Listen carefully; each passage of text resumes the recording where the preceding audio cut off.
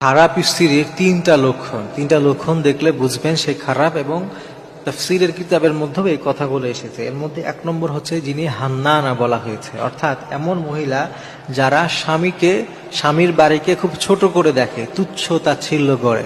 অনেক স্ত্রী এমন আছে যে স্বামীর যে কোনো কাজ, সেটা যত বড়ই হোক, সেটা তার কাছে ছোট মনে হয়, তুচ্ছ মনে হয়। তার কাছে তার স্বামীর থেকে অন্যকে বেশি ভালো মনে হয়, অন্যের কাজকে অনেক বড় মনে হয়। এরকম যেই সমস্ত মানসিকতার স্ত্রীরা আছে, এরা হচ্ছে খারাপ স্ত্রী, এরা হচ্ছে স্বার্থপর স্ত্রী। এই স্ত্রীগুলো ভালো স্ত্রী নয়। তো আপনার কোনো নারীর মধ্যে, কোন স্ত্রীর মধ্যে যদি এই স্বভাব থাকে, এগুলো থেকে আপনাদেরকে বের হয়ে আসতে হবে। মনে রাখবেন যে আপনার স্বামী হচ্ছে আল্লাহ রাসূলের পরে সব থেকে গুরুত্বপূর্ণ। হাদিসের মধ্যে হযরত আয়েশা রাদিয়াল্লাহু আনহা তিনি বলেছেন যে নবী সাল্লাল্লাহু আলাইহি ওয়াসাল্লাম বলেছেন যে আল্লাহকে ছাড়া যদি অন্য কাউকে সিজদা করার কথা বলা হতো, তাহলে স্ত্রীদেরকে বলা হতো যে তোমরা যেন স্বামীকে সিজদা করো। সুবহানাল্লাহ! একজন স্বামীকে আল্লাহ তাআলা কি সম্মান দিয়েছেন। তো একজন স্ত্রীর জন্য স্বামী অনেক গুরুত্বপূর্ণ, কিন্তু অনেক স্ত্রী আছে এরা বুঝতে চান না, স্বামীকে ছোট করে দেখেন, তুচ্ছ-তাচ্ছিল্য করেন। এদেরকে বলা হয় হান্নানা বলা হয়। এরা হচ্ছে সব থেকে জঘন্যতম স্ত্রীদের একজন। 2 নম্বরে বলা হয়েছে আন্নানা মানে হচ্ছে যারা অতিরিক্ত অভিযোগ করে, অতিরিক্ত অভিযোগকারী নারী কিংবা স্ত্রীদেরকে আন্নানা বলা হয়। দেখবেন অনেক সময় কিছু স্ত্রী এমন আছে যে স্বামীর কোনো কিছুই তার পোষায় না, একটার পর একটা তার অভিযোগ আছে, তার এইটা দিল না, ওইটা করলো না, এমন করলো না, নানান রকমের অভিযোগ। আপনাকে মনে রাখতে হবে যে সেও একজন মানুষ, তারও কিছু লিমিটেশন আছে, তারও কিছু প্রতিবন্ধকতা আছে, তারও কিছু সীমাবদ্ধতা আছে।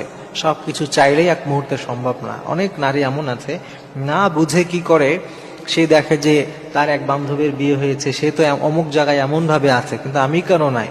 তা আপনি এই যে তুলনা করে আপনার স্বামীকে ছোট করেন, তাকে অভিযোগ করেন, তার প্রতি অতিরিক্ত জেদ করেন, এই কাজগুলো থেকে বিরত থাকতে হবে। কারণ আল্লাহ তাআলা আপনাকে যার জন্য পাঠিয়েছেন, তাকেই আপনার জন্য সব থেকে শ্রেষ্ঠ মনে করেই আপনাকে দিয়েছেন। এজন্য আপনার যা আছে সেটা নিয়েই আপনাকে সন্তুষ্ট থাকার চেষ্টা করতে হবে।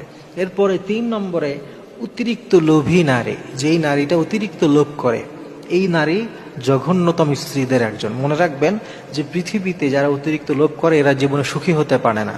আপনার মনে রাখতে হবে,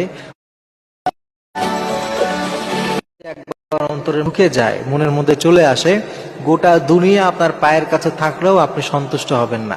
আপনি এক দুনিয়া পেয়ে গেলে আপনার অতিরিক্ত লোভের কারণে আপনার মনে হবে যে আপনি আরো আরেকটা দুনিয়া ডিজার্ভ করেন। এজন্য অল্পে তুষ্ট থাকা, এটাই হচ্ছে সন্তুষ্টির চূড়ান্ত পর্যায়। আপনি অল্পে সন্তুষ্ট, অল্পে তুষ্ট, আপনার যা আছে তাই নিয়ে আপনি হ্যাপি, তাহলে আপনি হ্যাপি হবেন। আপনি কোরআনে খুঁজে কোথাও আপনি সুখে থাকার, দুনিয়াতে সুখে থাকার মূলমন্ত্র পাবেন না। মূলমন্ত্র একটা আছে, সেটা হচ্ছে অল্পে তুষ্টি।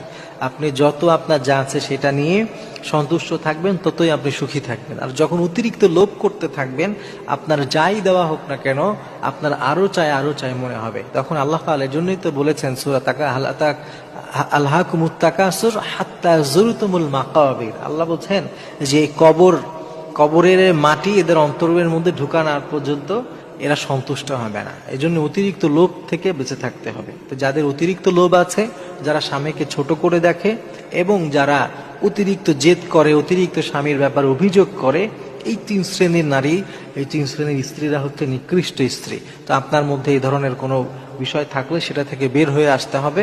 আর যাদের মাঝে এই 3টা জিনিস নাই, তারা সব থেকে শ্রেষ্ঠতম স্ত্রী। আল্লাহ তাআলা আমাদের প্রত্যেকের স্ত্রীকে একেবারে চক্ষু শীতলকারী স্ত্রী বানিয়ে